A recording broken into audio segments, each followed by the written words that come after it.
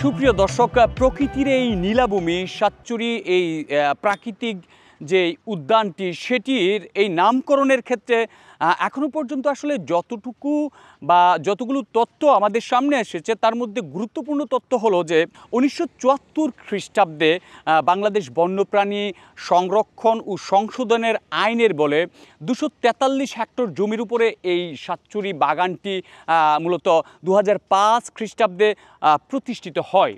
কথিত আছে যে এই সাতচুরি বাগানে 7টি পাহাড়ি ছড়া রয়েছে। এই 7টি পাহাড়ি ছড়ার সাদৃশ্যেই এই সাতচুরি বাগানটির নামকরণ করা হয়। সাতচুরির আগের নাম ছিল Raghunandan hill reserve forest. Habiganj জেলার চুনারুঘাট উপজেলার পাইকপাড়া ইউনিয়নের রঘুনন্দন পাহাড়ে অবস্থিত সাতচুরি জাতীয় উদ্যানের মধ্যে রয়েছে প্রায় 145 প্রজাতির নানা জাতের গাছপালা। এছাড়া এই বন্যভূমিতে 6 প্রজাতির উভচর প্রাণী, 18 প্রজাতির সরীসৃপ, 24 প্রজাতির স্তন্যপায়ী এবং প্রায় 149 প্রজাতির পাখি রয়েছে।